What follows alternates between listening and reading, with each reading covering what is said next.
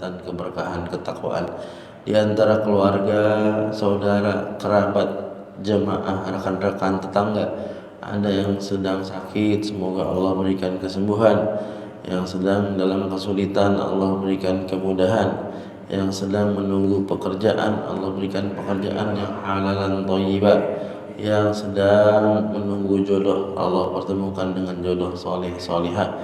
Yang sedang terlilit hutang, Allah berikan rezeki melimpah ruah berkah sehingga dapat melunasi hutang-hutangnya. Tidak lupa juga Al-Fatihah ini kita niatkan untuk keluarga-keluarga kita yang sedang dalam kondisi sangat berat di Sumatera, kemudian di Gaza, Palestina, di Suriah dan lain sebagainya. Semoga yang wafat Allah terima sebagai syuhada, yang menjadi korban luka-luka diberikan kesembuhan yang sempurna, yang masih terus bertahan di tenda-tenda pengungsian semoga Allah berikan kesabaran, ketabahan dan kekuatan. Ala hadhihi niyyah wa bi kulli niyatin shalihah bi jahi Rasulillah. Al-Fatihah. A'udzu billahi minasy syaithanir rajim. Bismillahirrahmanirrahim. Alhamdulillahi rabbil alamin arrahmanir rahim مالك يوم الدين إياك نعبد وإياك نستعين اهدنا الصراط المستقيم صراط الذين أنعمت عليهم غير المغضوب عليهم ولا الضالين آمين. Bapak-bapak yang dirahmati Allah Subhanahu wa taala. Apa kabar semuanya? Daramal Sudayana. Kita bertemu lagi dalam kajian kitab Asy-Syama'il Al-Muhammadiyah. Kita masuk pada subuh kali ini, yaitu bab salat duha.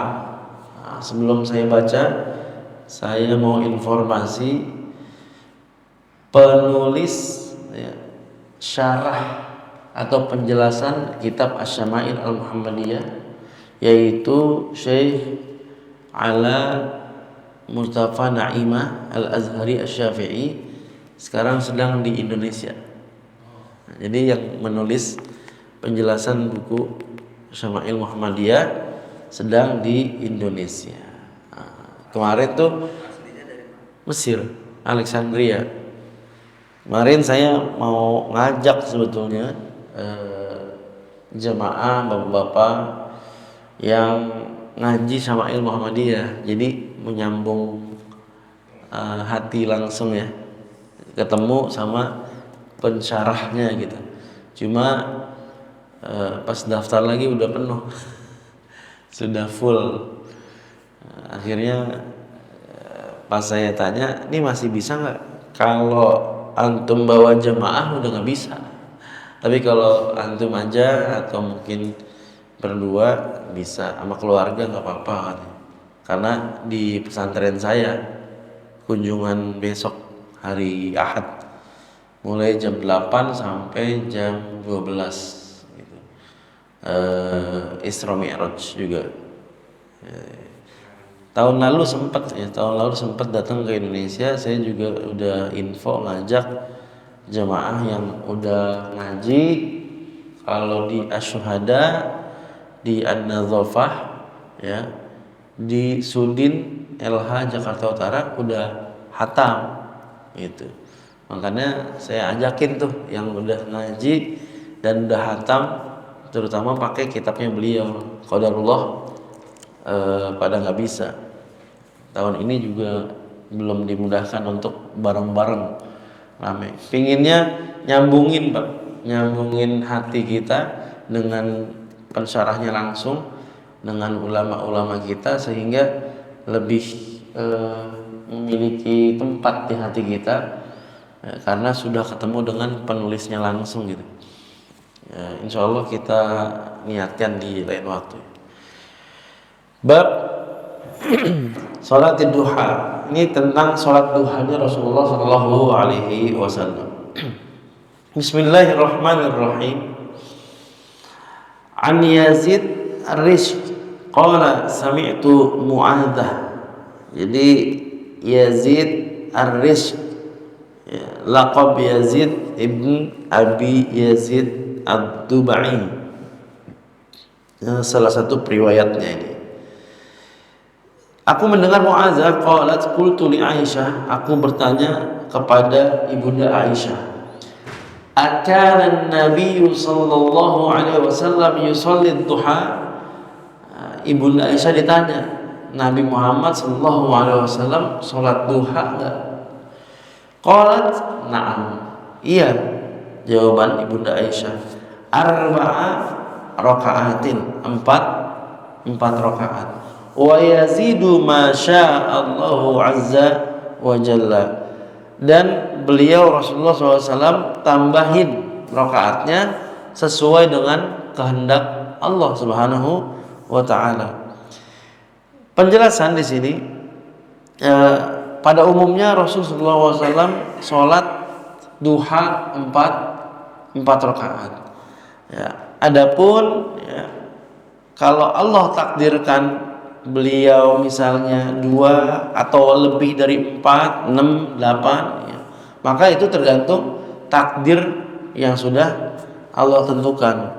Walhasil annahu sallallahu alaihi wasallam shallaha rakaatain wa huwa aqalluha. Maka kita nanti akan menemukan riwayat-riwayat yang menjelaskan Rasul sallallahu alaihi wasallam salat 2 rakaat, dan itu yang paling sedikit, ya, rakaat dalam salat duha.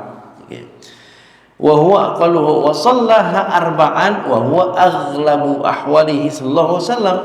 Dan 4 rakaat salat duha itu yang paling sering dilakukan Rasulullah sallallahu alaihi wasallam. Wa shallaha sittan wa shallaha thamaniyatan wa huwa aktsaruha fadlan wa adadan ala rawatib. Adapun pelaksanaan Rasul salat 6, 8, maka tentu kalau kita ikut sunnah Rasul ditambahkan 6 atau 8 saat kita mampu berkeluangan waktu misalnya, maka itu jelas lebih banyak fadilahnya, keutamaannya, karena lebih banyak rakaatnya. Al jaza min jinsil amal. Jadi pahala itu tergantung dengan kadar amal kita.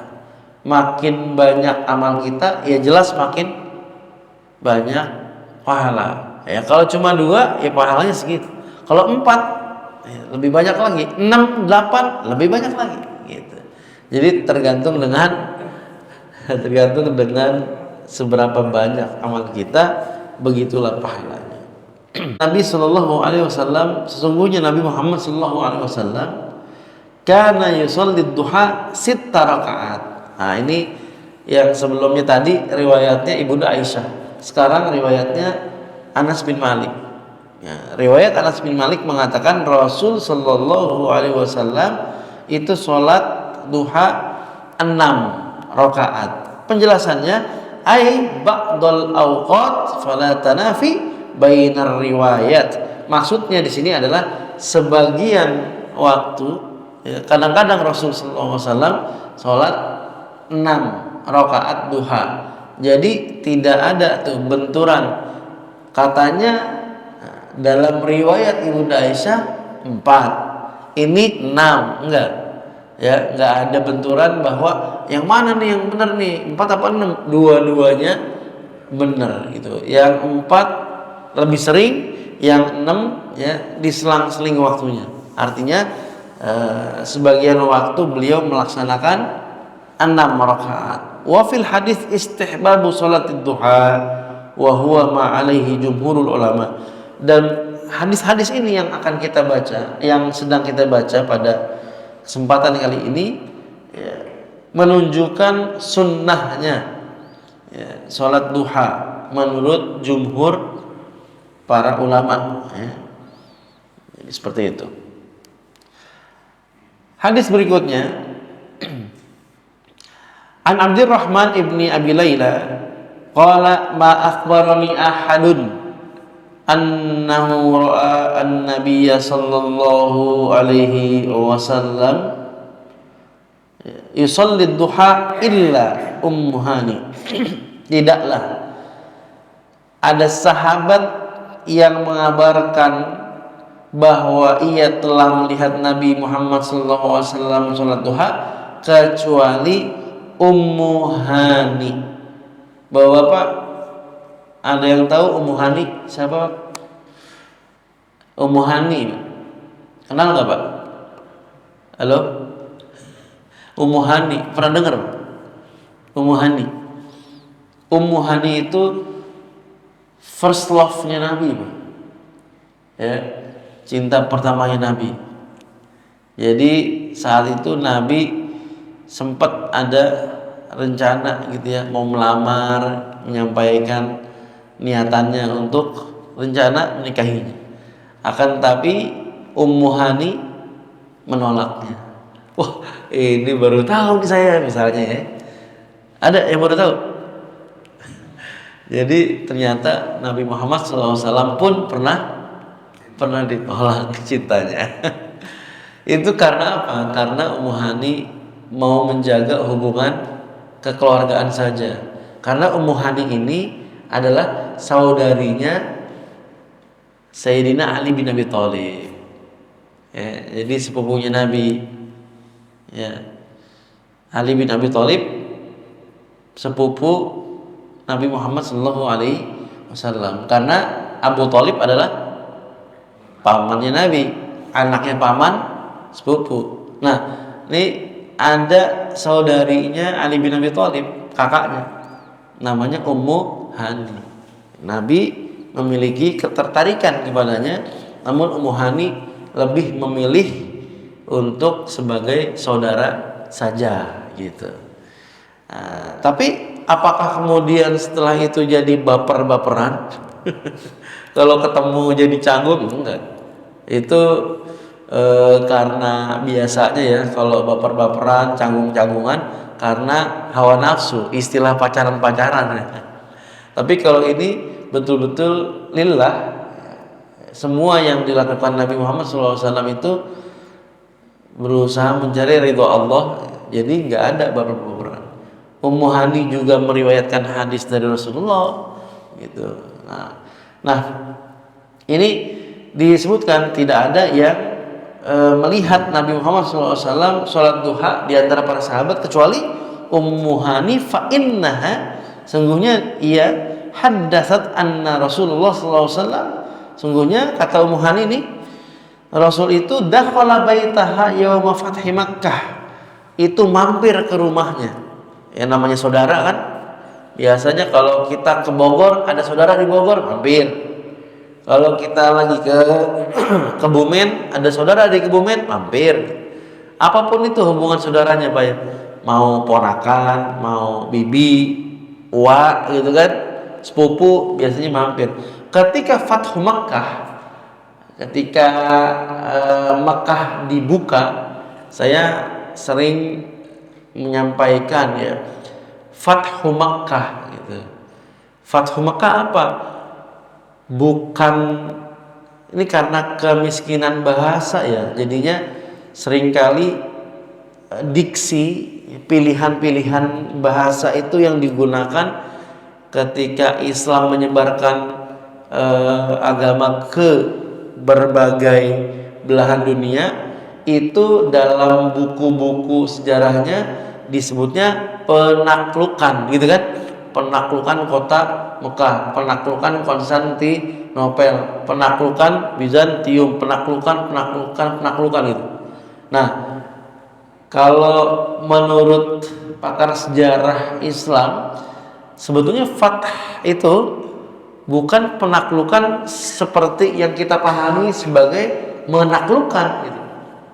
Kalau menaklukkan seolah-olah kayak ada yang ditunggangi, ada yang diperbudak, ada yang dizolimi gitu kan, ada yang direbut, ada yang dirampas gitu. Seperti atau mirip-mirip penjajahan gitu kan, ditaklukkan, dijajah gitu. Fatah itu betul-betul dibuka, Pak. Disebut Fathu Makkah, dibuka pembukaan kota Mekah. Maksudnya apa? Fatah. Dibukanya sebuah kota itu dengan cara pandang Islam, tata cara Islam, ibadahnya ibadah Islami gitu. Kenapa? Karena dulunya tidak sesuai dengan ajaran Islam. Misal pasar, ketika Islam belum masuk, maka pasar itu transaksinya secara ribawi misalnya. Nah, begitu di Fatah, ya, Fathu Mekah misalnya, maka pasar-pasar yang di Mekah dijalankan, ya, semua transaksinya sesuai dengan fikih jual beli, gitu kan, sesuai dengan ajaran Islam.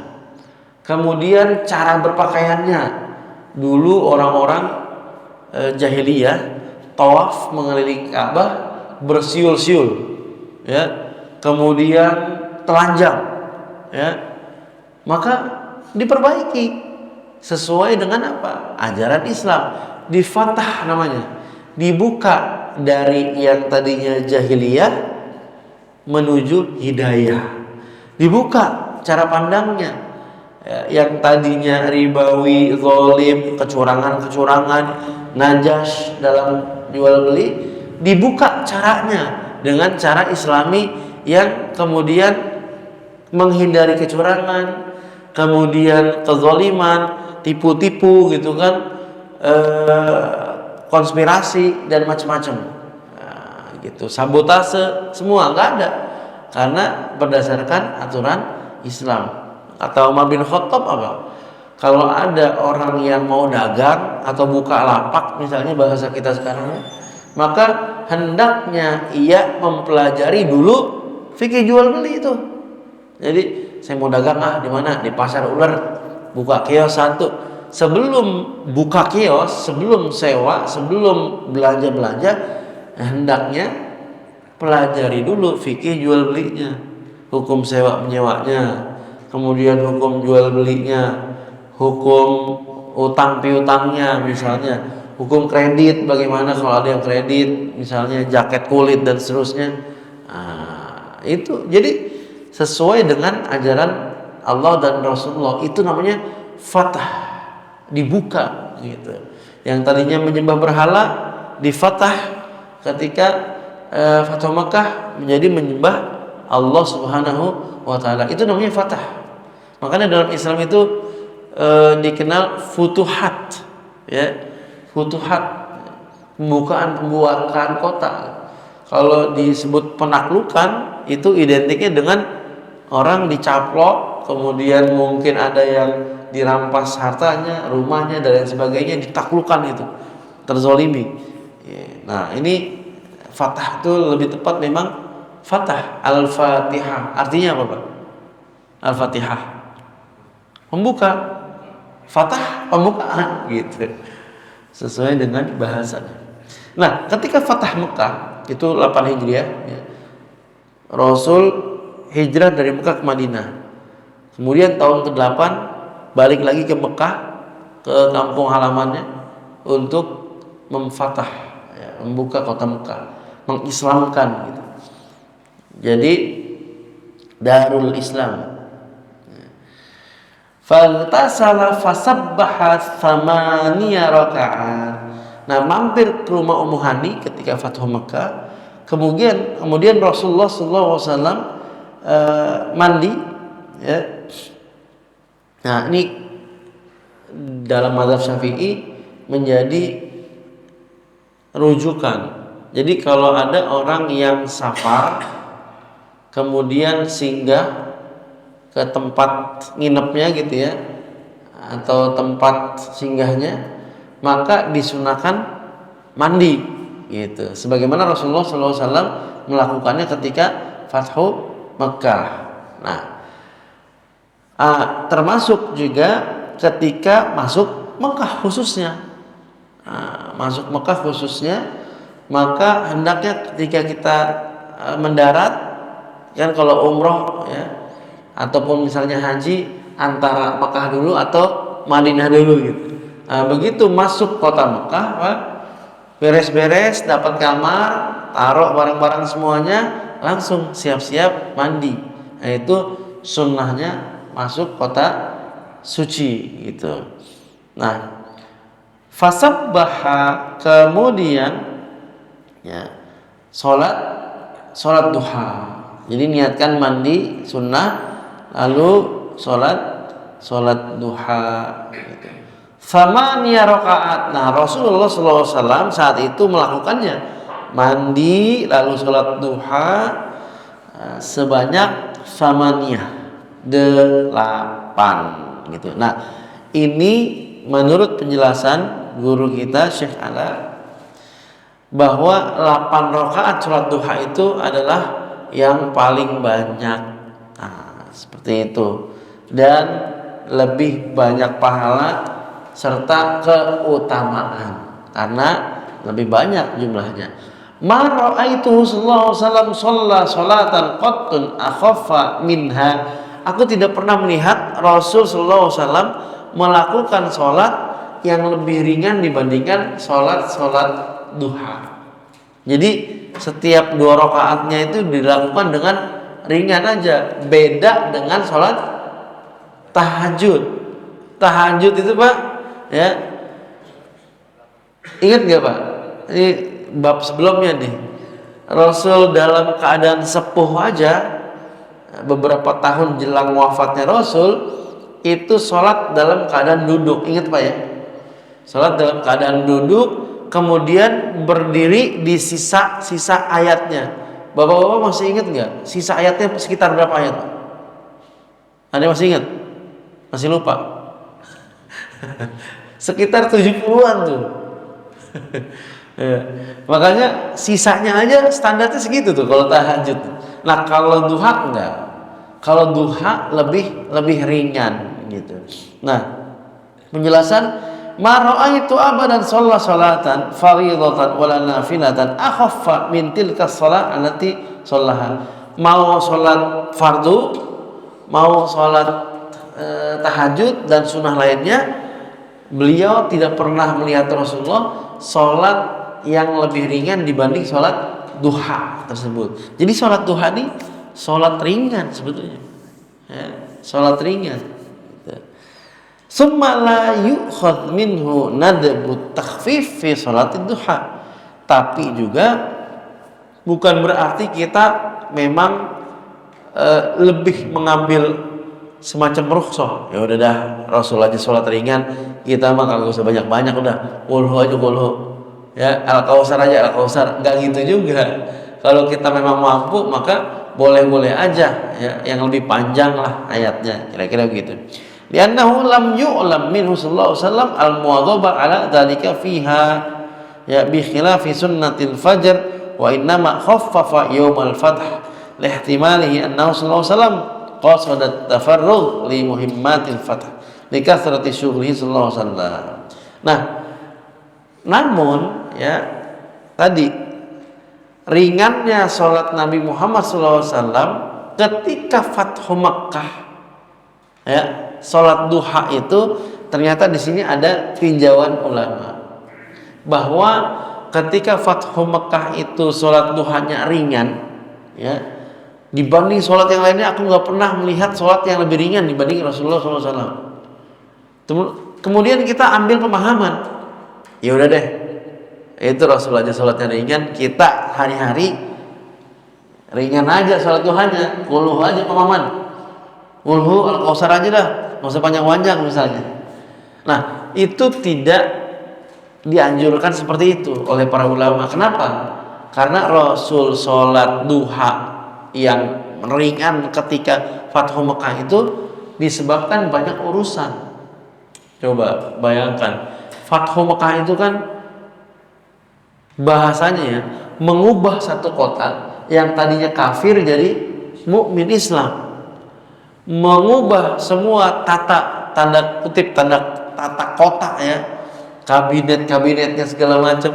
Nah, coba kita ini mau acara Isra Mi'raj aja kan repot banget Pak, undangnya, panggungnya, bikin backdropnya, konsumsinya, siapa yang korinya, itu repot. bagaimana tata kota, bagaimana perubahan kota. Makanya di sini disebutkan tidak dianjurkan kita mengambil keringanan sholat duha dari dalil ini, dari hadis ini. Makasih. Karena ini dilakukan Rasulullah saat kondisi memang super sibuk, banyak agenda lainnya yang nggak kalah penting. Sementara ini juga sunnah, gitu. Makanya Islam itu proporsional, Kak. Islam itu adil aja. Bapak-bapak lagi luang waktu, lagi sehat, bugar, sholat yang lama. Tapi bapak-bapak kalau lagi walaupun fisiknya bugar, akan tetapi ada rapat misalnya di kantor, ada hajatan, lagi khitan, di acara nikahan, atau lagi safar yang misalnya kalau kita transit kereta cuma berhenti di Cirebon 10 menit, ya jangan baca Al-Baqarah, Pak. Ketinggalan kereta nanti. Ya baca singkat-singkat aja tuh. Gitu. Jadi Islam itu proporsional. Makanya bapak-bapak pernah dengar nggak bahwa Sayyidina Ali itu ketika kena panah, kemudian beliau minta dicabut panahnya ketika sedang, pernah dengar, Pak? Itu disinyalir adalah riwayat yang dikuatkan oleh kaum Syiah untuk menguatkan, ya, atau melegitimasi statusnya Sayyidina Ali sebagai pengganti Rasul. Kan Syiah yang ghulu, yang berlebihan, yang parah pemahamannya, mengatakan bahwa malaikat Jibril ini salah nyampein wahyu, harusnya bukan ke Muhammad tapi ke Ali, gitu. Ini yang parah nih, Pak. Berarti kalau mereka mengatakan Jibril salah nganter wahyu, berarti dia nyalahin siapa? Allah. Salah nitip katanya. Nah, iya, alamat palsu. Jadi diketok-ketokin paket, salah alamat, Pak, bukan di sini, di sana no, ya. Masih begitu. Nah, itu yang parahnya. Nah, disinyalir itu riwayat yang dikuatkan kaum Syiah untuk menguatkan sosoknya Ali bin Abi Thalib. Nah, coba, Pak, logika, Pak, ya, logika. Mau sekhusyuk apapun dicabut itu anak panah, berasa nggak, Pak? Sakit juga. Iya. Iya, seolah-olah mau mengatakan bahwa lihat kehebatannya Ali bin Abi Thalib. Ya, saking khusyuknya sholat, dicabut anak panah nggak terasa. Coba Bapak rasain. Jangan kan anak panah nancep di badan kita. Orang nyamuk nemplok di kita langsung tepok. Gitu. Nah, jadi ini disebutkan bahwa jangan sampai ngambil dalil ini untuk meringan-ringankan sholat, karena ini dilakukan Rasul ketika sedang ada agenda besar, yaitu pembukaan kota Mekah. Maka semampu kita, ya, sholat normal atau mungkin panjang, silakan lakukan sesuai dengan kondisi dan kemampuan, ya. Jadi adil dalam beribadah. Baik. Karena yutimur ruku' wassujud, dengan ringannya Rasul sallallahu alaihi wasallam ketika melaksanakan sholat duha di Fathu Mekah, beliau tidak pernah mempersingkat ruku' dan sujud. Yutimur ruku' wassujud, tetap ruku' dan sujudnya disempurnakan, bukan berarti lagi buru-buru, bukan berarti lagi banyak agenda kemudian sholatnya di korting, nggak ada, tetap menyempurnakan gitu ruku dan sujudnya. Li'annahu sallallahu alaihi wasallam khaffafa sa'iral arkan al-ukhra minal qiyam wal qira'ah wat tasyahhud gitu. Nah, ini contoh misalnya, Pak, saya izin praktek sedikit. Jadi misalnya sholat, ya, Allahu Akbar, Bismillahirrahmanirrahim, Alhamdulillahirabbil alamin, Ar-Rahmanir Rahim, Maliki yaumiddin, Iyyaka na'budu wa iyyaka nasta'in, ihdinas siratal mustaqim siratal ladzina an'amta 'alaihim ghairil maghdubi 'alaihim waladdallin. Amin. Kira-kira kan speednya begitu kalau hunter misalnya. Bismillahirrahmanirrahim. Inna a'tainakal kautsar fasalli li rabbika wanhar inna syani'aka huwal abtar. Nah, ketika ruku yang ditunaikan juga Allahu Akbar. Subhana rabbiyal azim wa bihamdi subhana rabbiyal azim wa bihamdi subhana rabbiyal azim wa bihamdi. Kan segitu ya. Ya, jadi gak dikorting, Pak. Bentang-bentang sholatnya lagi rada cepet, ada agenda rapat, ada perlombaan jadi panitia dan seterusnya. Jadi ada yang dikorting-korting gitu. Enggak. Ya. Inna syani'aka huwal abtar. Allahu Akbar. Ya Allah, alhamdulillah. Sujudnya juga sama, cepat-cepat gitu, enggak. Tetap ditunaikan sebagaimana porsinya gitu. Iya. Hanya saja mungkin ada beberapa bacaan-bacaan ruku, sujud, duduk di antara dua sujud yang lebih singkat, yang belum tentu diketahui semua kaum muslimin gitu. Andai mayoritas tahu, bisa dipilih yang lebih ringan kalau dalam kondisi yang memang lagi buru-buru gitu kan, atau lagi ada agenda gitu ya. Subhanakallahumma wa bihamdika Allahumma firli, itu lebih singkat ketimbang subhana rabbiyal azimi 3 kali gitu kan. Atau ada yang biasa subhana rabbiyal azimi wa bihamdi, karena ada kondisi yang kita butuh waktu lebih cepat, nggak pakai wa bihamdinya gitu. Subhana rabbiyal azimi, subhana rabbiyal azimi, subhana rabbiyal azimi. Ya, duduk di antara dua sujud, rabbighfirli apa? Duduk di antara dua sujud. Rabbighfirli warhamni wajburni warzuqni warini wa'fuani. Kan begitu biasanya. Nah, karena ada agenda, kita perlu speed, perlu waktu, maka dipilih Rabbighfirli misalnya gitu. Cuma segitu doang langsung sujud lagi. Boleh? Ya, boleh, karena Rasul juga pernah mempraktikkan itu gitu, dalam kondisi-kondisi yang memang dibutuhkan. Nah, artinya tetap ditunaikan hak Allahnya. Ruku, sujud disempurnakan gitu. Ya, bukan dikorting. Saya jadi ingat itu. Ada pengalaman sholat khusuf ya. Saat itu saya kalau nggak salah 2014 ya.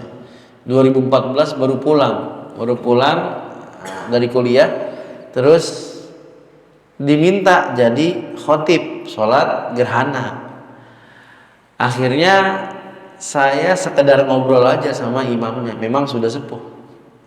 Pak Haji, nanti ada pengarahan dulu nggak ke jamaah? Karena kan nih sholatnya nggak setiap bulan ya kan, belum tentu juga 2 bulan sekali gitu, setengah tahun sekali juga ya, belum tentu misalkan.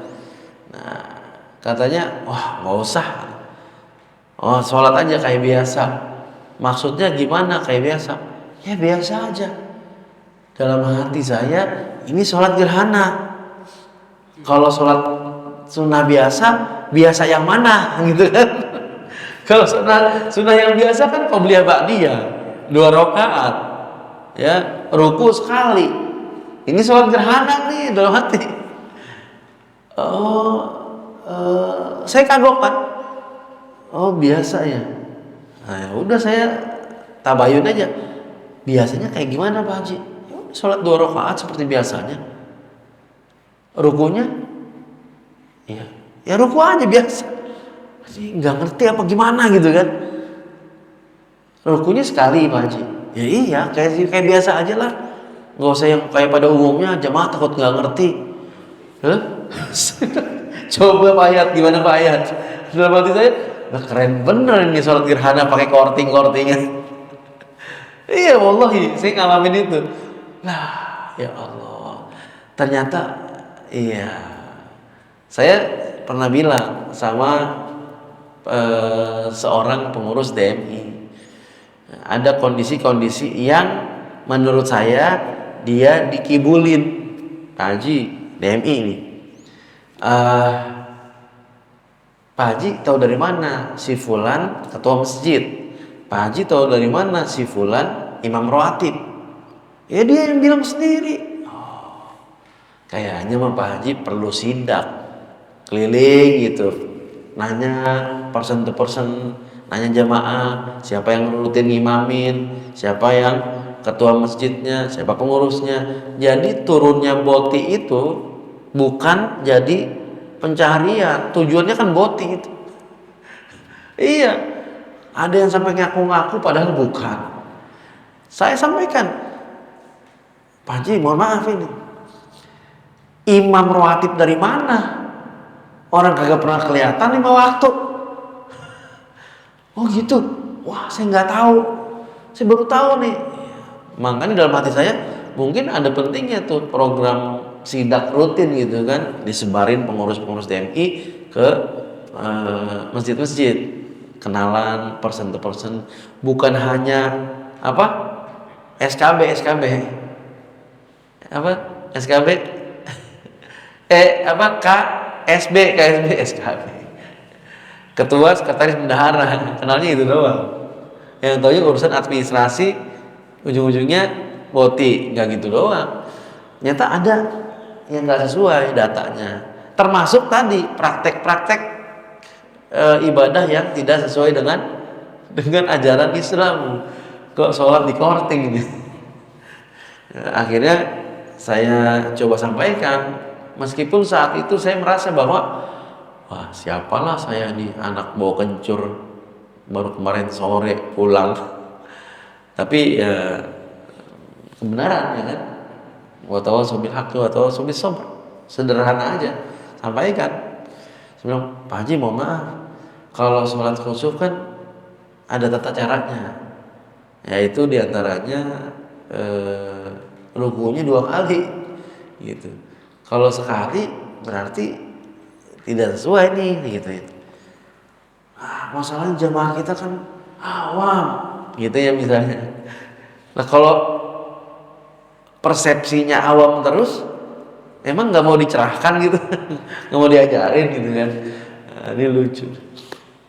Nah, itu terkait apa namanya dengan kondisi-kondisi ya, sebagian di antara kita bahasanya korting ini ibadah. Ini Rasul nggak pernah ngorting itu.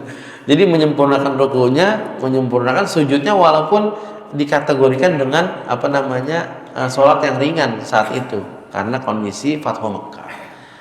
Kemudian an Abi Sa'id Al-Khudri, Abu Sa'id Al-Khudri ini ada beberapa pendapat yang mengatakan makamnya itu di Istanbul. Saya pernah nginep di sebuah wisma, rumah tempat tinggal itu tepat banget, mungkin hanya 30 meter gitu ya, makamnya Abu Sa'id Al-Khudri.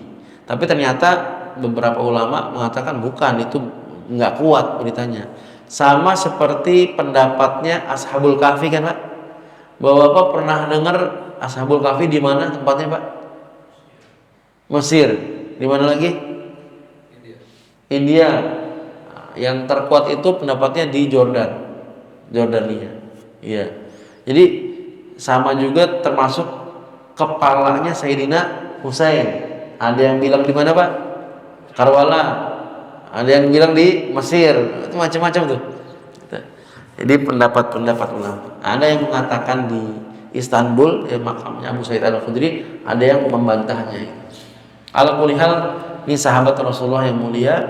Qala kana Nabi sallallahu alaihi wasallam yusalli duha hatta naqul la yada'uha wa yada'uha hatta naqul la yusalliha. Jadi begini, kami melihat ya, Nabi Muhammad sallallahu alaihi wasallam itu menyaksikan bahwa beliau itu sholat duha, ya, sholat duha berhari-hari nyambung terus gitu, seolah-olah beliau tidak pernah meninggalkan sholat duha. Sholat duha mulu.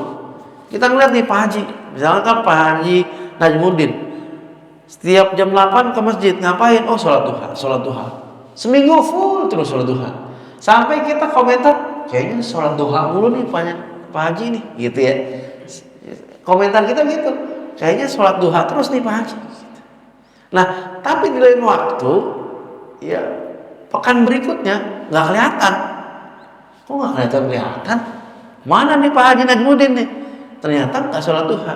Sampai para sahabat bilang waktu itu, oh, Rasul lagi kagak sholat duha terus kali. Nah, jadi apa maksudnya? Di sini penjelasannya adalah tsumma i'lam anna min fawaidi sholat duha annaha tujzi anis sadaqat allati tusbih ala mafasid al-insan al-360 mifsal kama akhrajahu Muslim qala yujzi. Di sini kan yatrukuha ahyanan hatta naqul la ya'ud ila salati abadan wal azhar anna Rasulullah sallallahu yatrukuha khasyata tawahhumi fardiyat. Khawatir nih Rasul kalau beliau setiap hari sholat duha, sahabat menyaksikan, nanti dianggap sholat wajib. Sama seperti Ramadan. Ramadan kan Rasul cuma beberapa malam, selebihnya Rasul di rumah. Khawatir dianggap wajib. Jadi gitu.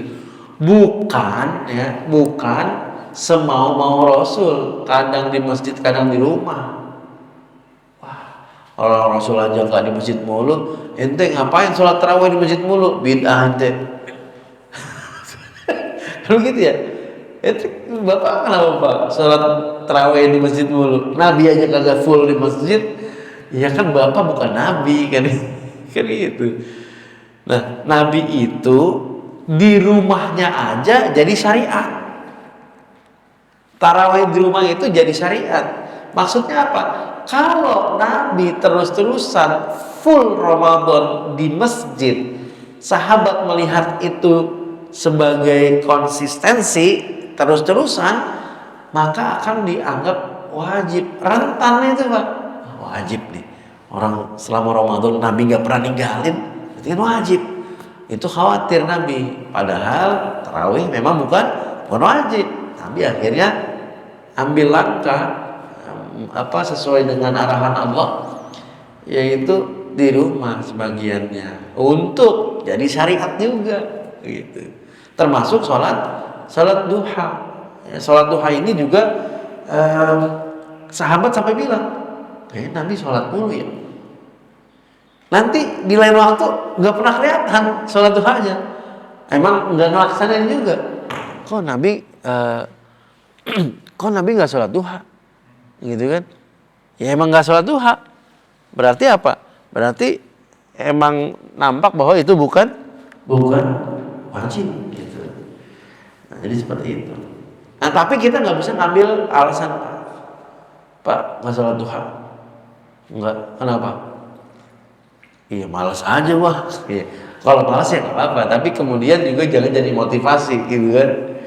Sama seperti tarawih kan? Pak nggak tarawih pak? Di rumah? Emang apa? Kan Nabi juga sebagian di rumah. Oh, oke, gitu kan? Iya. Baterai ini ya. Baik. Selanjutnya, an Abi Ayyub Al-Ansari, ya, dari sahabat mulia Abu Ayyub Al-Ansari, anna Nabi sallallahu alaihi wasallam kana yudminu arba'a rakaat inda zawali syams.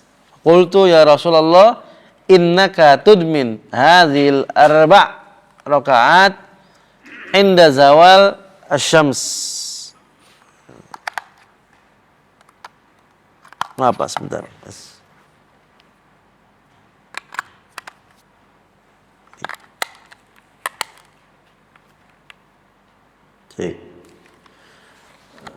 Jadi Rasul Shallallahu Alaihi Wasallam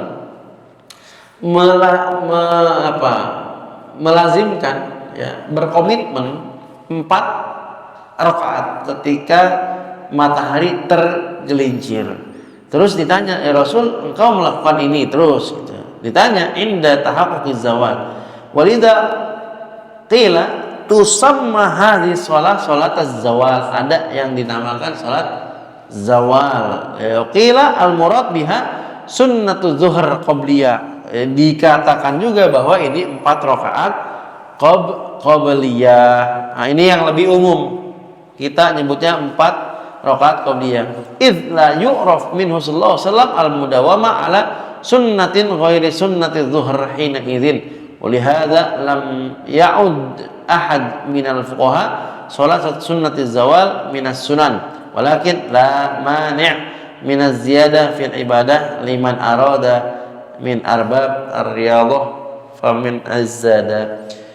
Jadi ini saya rasa dengan sholat duha nggak terlalu relevan ini ya, lebih ke mendekati qobliyah zuhur. Baik.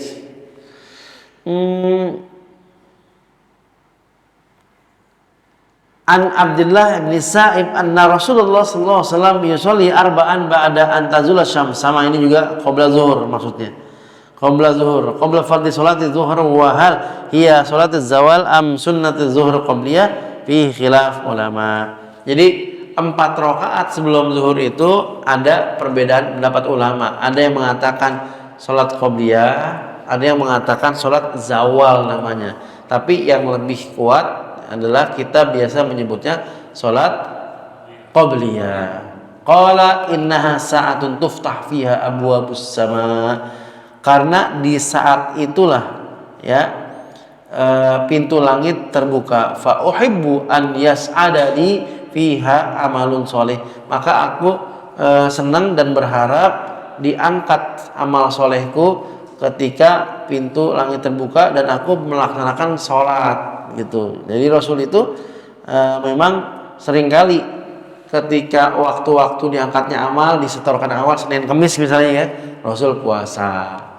Jadi kan ini bentuk apa ya Pak? Bentuk mawas diri. Kalau kita mau ujian, kita belajar biar misalnya nilainya bagus.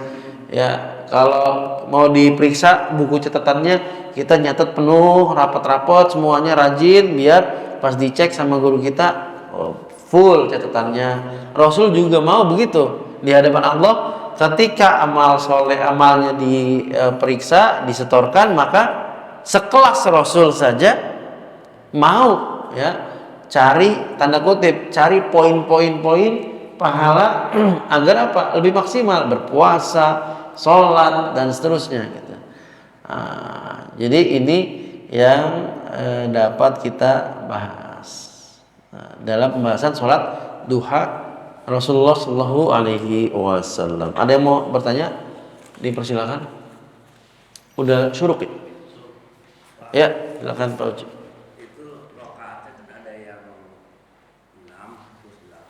Empat, dua. Ini totalnya aja yang disebut. Iya. Yang 8 juga dua. Ini totalannya aja. Rasul sholat duha 4, Rasul sholat duha 6. Iya, Rasul sholat duha 8 totalannya. Nah, cuma yang paling sedikit kalau level amatir ya 2 rakaat. Muslim amatir. Enggak. Muslim minimalis. 2 rakaat. Gitu. Ya. Paling umumnya 4, paling umumnya Nabi 4 ya, paling sedikit 2. Ya, kalau mau tambahan kita lagi ruang waktunya 6 8 boleh. Gitu. Wallahu a'lam. Ya. Ngadi. Waalaikumsalam warahmatullahi wabarakatuh. Sempat waktu itu banyak anak ngerjain salat dari mulai waktu karena sakit, ini kan berarti punya utang besar. Nah, ini terkait tadi yang salat itu nggak boleh didiskon Ustaz. Kalau dari sudut pandang ini kan ada yang rukun-rukunnya Ustaz. Nah, itu boleh nggak kalau kita ngerjain untuk bayar rukun-rukunnya yang minimalis gitu Ustaz, biar cepet, karena kan banyak juga tuh ya. Oke. Bacanya sekali aja gitu, itu masih boleh ya? Kodok. Iya, kodok soal banyak.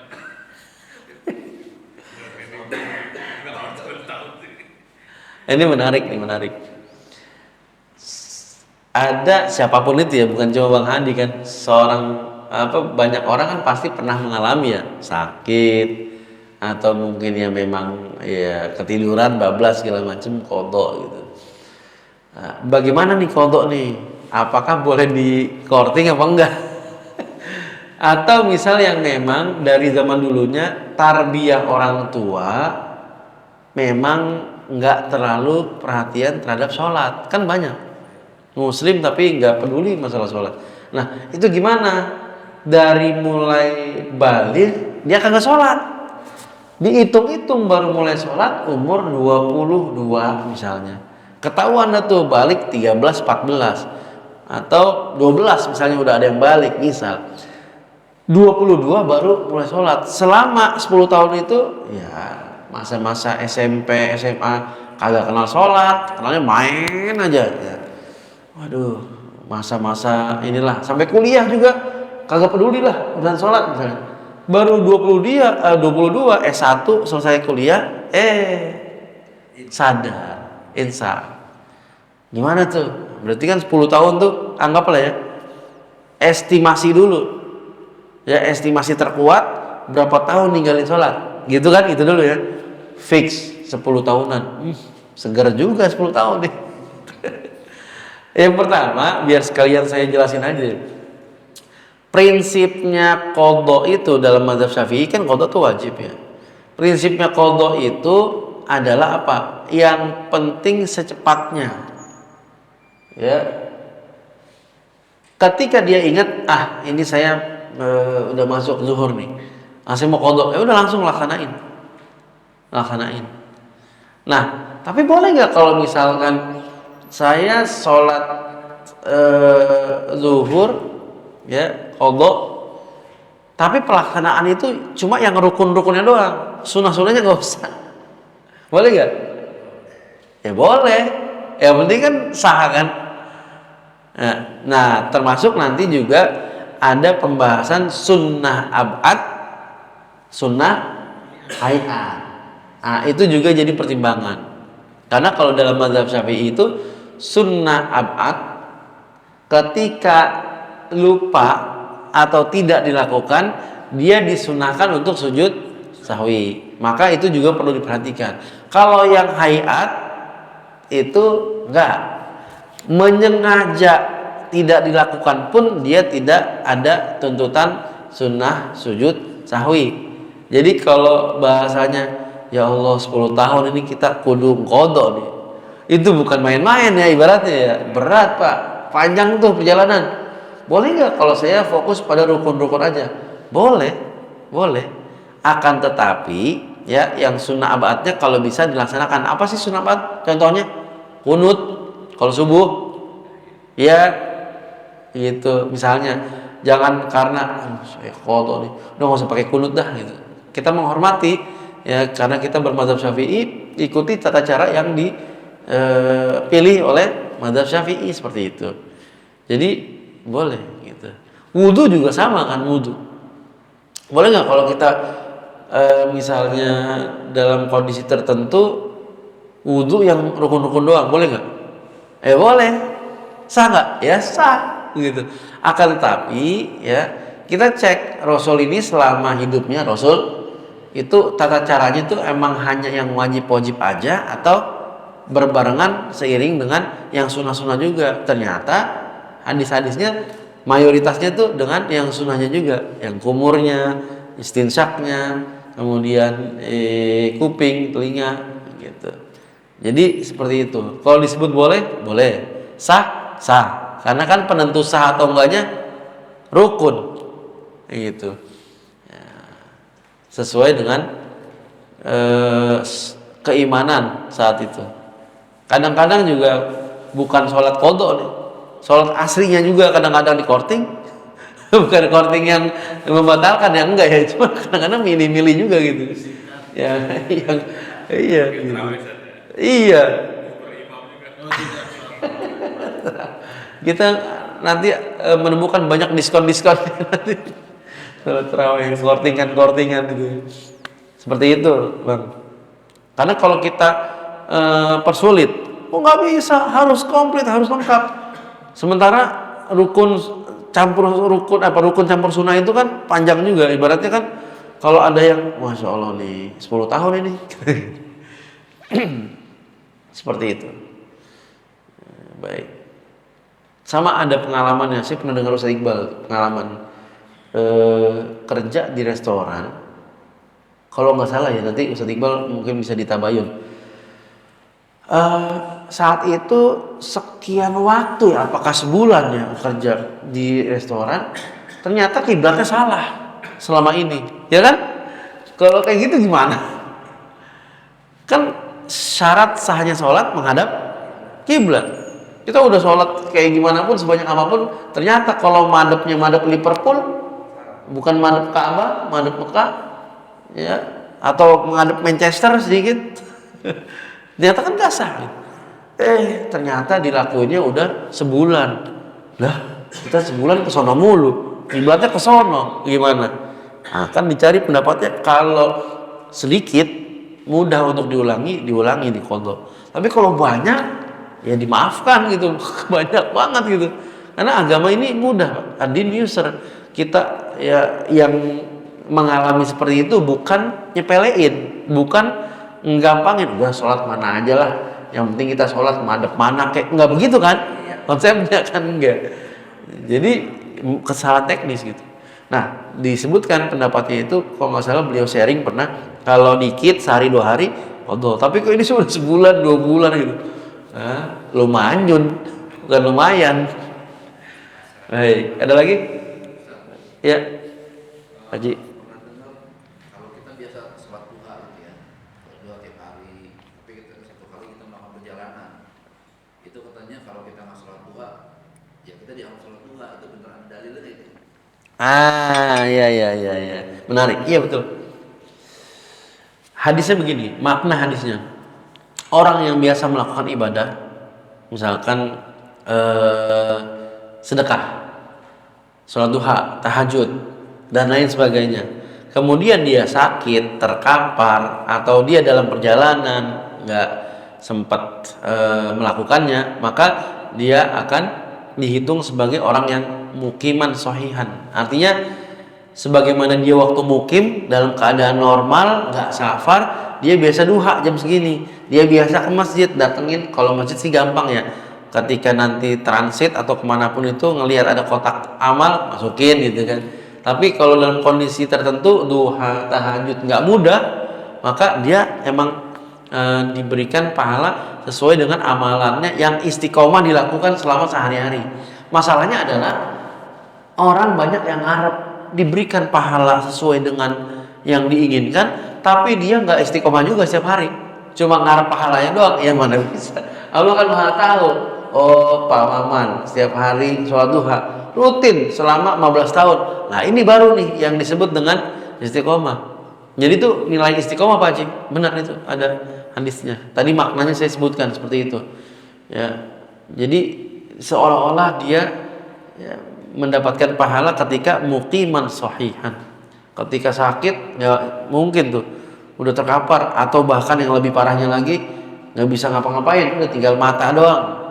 Tapi selama sehatnya duha terus, nggak putus-putus, maka dia dapat terus ya, kesungguhan dia mengistiqomahkan ibadah, termasuk sedekah. Lagi kaya, lagi mampu, terus istiqomah sedekah subuh. Kan lewat nih tadi setiap subuh, sedekah. Begitu pensiun barangkali bandanya pada habis semuanya, tapi hatinya tetap ingin bersedekah, maka niatnya itulah yang kemudian diganjari pahala komplitnya gitu. Nah, itulah nilainya istiqomah Pak Hayat. Itulah keuntungannya istiqomah gitu. Allah Maha tahu kita suka melakukan apa ya, perbuatan apapun yang baik, dan istiqomah Allah Maha tahu. Begitu kita lagi nggak berdaya, tetap Allah kasih reward itu, saldonya jalan, passive income. Misalnya kita masuk perjalanan, masuk rest area gitu kan, toilet gitu kan, Ya. masjid tuh, kita bisa sholat duha. Ya. Kita masjid, kita ngopi aja. Itu gimana tuh Ustaz? Nggak. Itu luar biasa itu. Tasahul namanya. Maksudnya kita biasa duha di rumah gitu, terus perjalanan sama mereka terus toilet, itu masjid berdua nggak? Udah biasa di rumah soal nggak usah begitu, ngopi aja. Ada ayatnya khusus itu. Yukhadi'una Allah wallahu khadi'uhum. Mereka berusaha menipu Allah, tapi Allah yang nipu mereka nanti. Gak bisa kan, kita gak bisa nipu Allah kan. Ya Allah maha tahu kan, kita yang lagi malas ya malas gitu. Jadi yang diberikan pahala komplit ya memang ini, yang memang sungguh-sungguh ada keinginannya gitu. Makanya kalau bapak-bapak bersungguh-sungguh ya mau melanggar undang-undang ya dengan nambah lagi poligami kan melanggar nih sekarang nih. Kesungguhannya udah dapat tuh Pak, pahalanya udah dapat Pak, insya Allah Pak. Walaupun kagak. Ini lagi dibahas lagi rame ya, poligami dikenakan hukuman kan, ada kan pasalnya. Ini lagi dibahas lagi rame, tapi yang kumpul kebo nggak dibahas, pacaran nggak dibahas, selingkuh nggak dibahas, poligami dibahas tuh. Poligami diem-diem ya dikasiri masuk nah, ya, macem-macem aja ya. Urusan Pak Maman ya biarin, urusannya Pak Maman ya nanti. Ya tentang yang hukum poligami dikasiri itu ya gerami kan Pak Maman. Iya gerami itu. Ya cukup Pak. Ya. Sholatnya apa tuh Pak?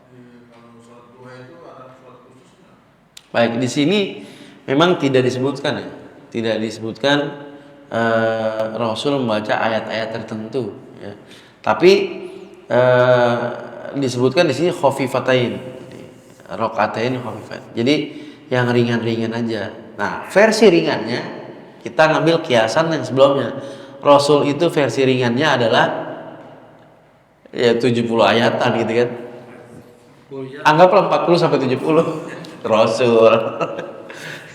Kalau saya ya kudu aja gitu. Ya Bapak apa ringannya? Jadinya emang sesuai kemampuan sih. Sesuai dengan apa yang kita anggap sebagai nggak panjang ya ringan, tapi juga ya tadi kan nggak bisa kemudian ya udah dah yang ini aja terus, nggak boleh siapa aja sesuai dengan kemampuan. Wasyamsi wa duha bisa ya. Kan ada beberapa juga yang memang Rasul pernah membaca misalnya kayak qul ya ayyuhal kafirun ketika ba'da tarawih witir ya kan. Witir. Ada qul ya al-a'la gitu. Ada beberapa yang kadang dilakukan Rasulullah tapi tidak kemudian menjadi dawamnya ya. Mudawamah tuh terus-terusan membaca surat itu. Jadi boleh pilih ya, boleh pilih. Nah, nanti kalau saya ya, dianjurkan bagus wasyamsi waduha kata bapak sebagian, aduh ampun gua. Saya biasa al-kausar gitu. Ya seperti itu. Cukup?